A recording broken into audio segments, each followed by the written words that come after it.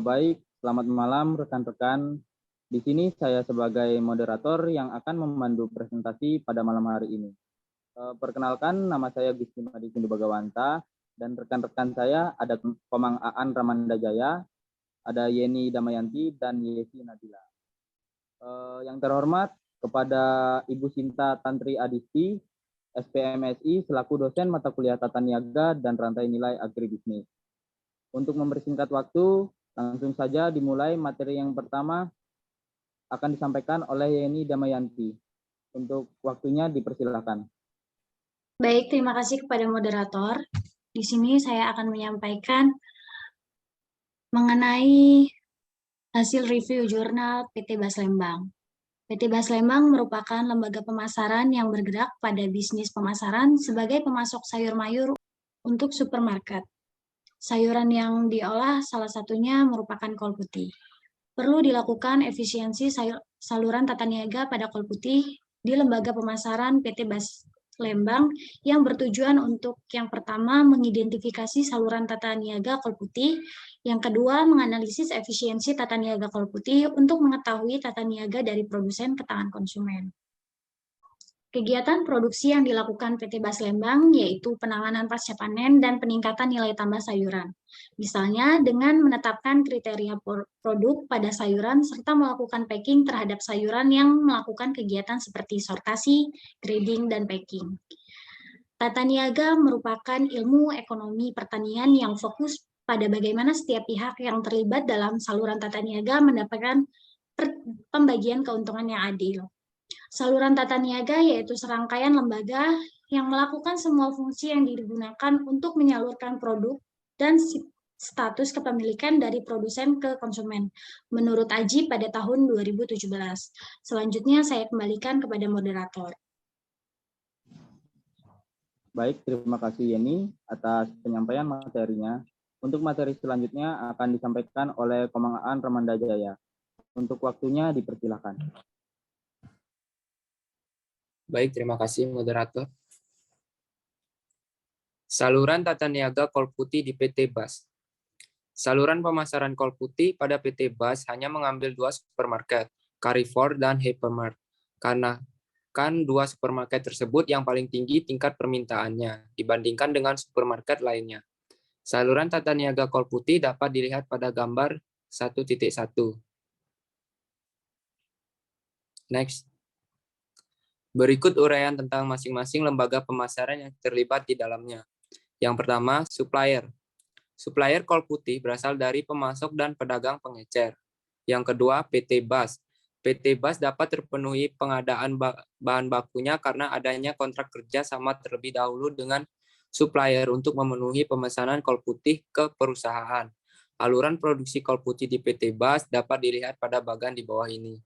Yang pertama yaitu ada penerimaan barang, lalu sortasi, selanjutnya penimbangan, lalu pengemasan, lalu ke distribusi atau center, lalu ke pengiriman barang atau ekspedisi.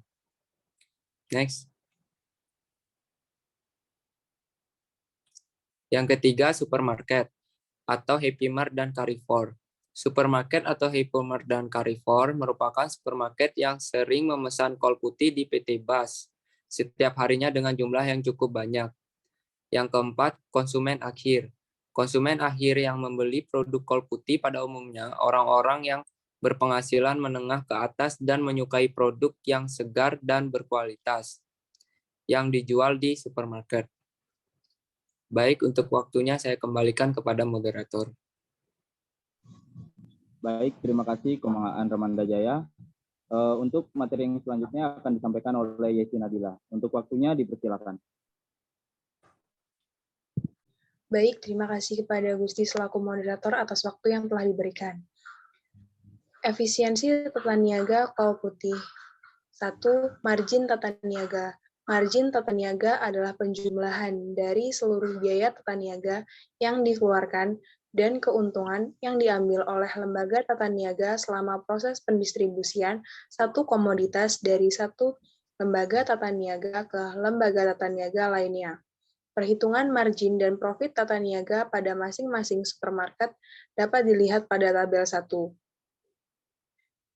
Pada saluran 1, total biaya sebesar 5.106,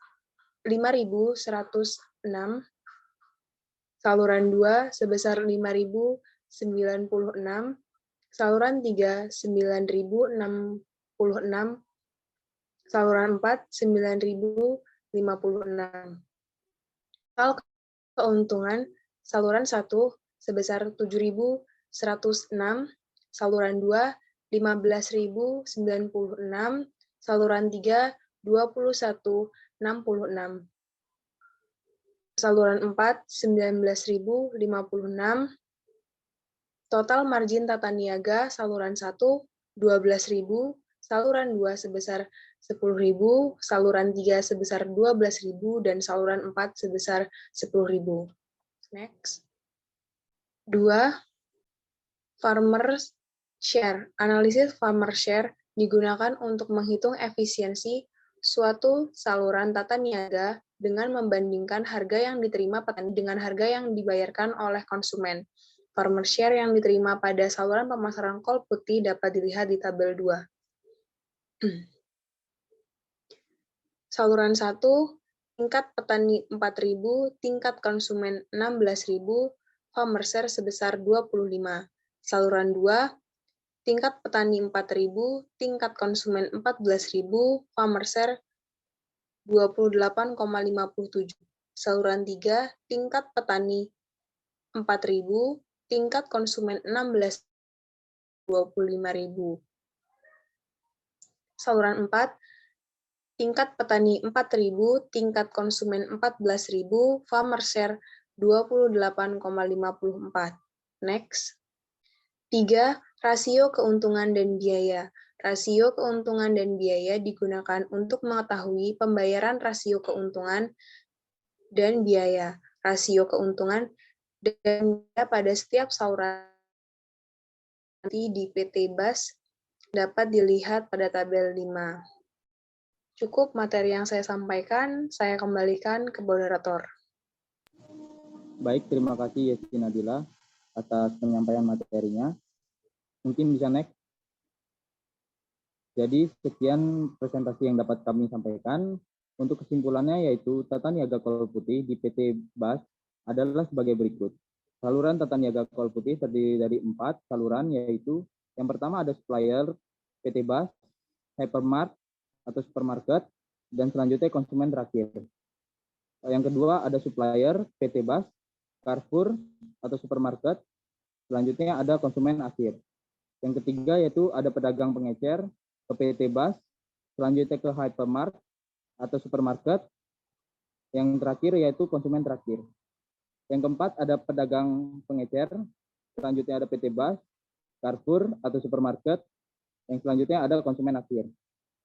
Berdasarkan perhitungan efisiensi tata niaga menggunakan analisis tata niaga, saluran 2 kol putih lebih efisien dibandingkan dengan saluran 1, 3, dan 4 karena memiliki nilai margin tata niaga yang paling kecil sebesar Rp10.000 per kilogram dan nilai farmer share sebesar 28,57%. Sedangkan nilai rasio keuntungan terhadap biaya tertinggi dengan nilai 20.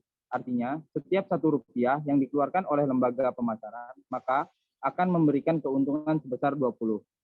Baik, sekian presentasi yang dapat kami sampaikan. Kami ucapkan terima kasih.